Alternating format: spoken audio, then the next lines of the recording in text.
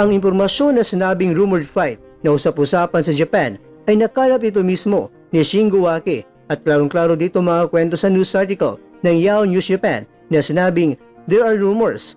Marami talaga ang narinig niyang usap-usapan na itong si Casimero ay harapin niya itong si Nakatani. Pero ipinaliwanag ni Waki na kung siya lang ay ang pipiliin ni Casimero dapat ay itong si Inoue dahil yan sa fight money.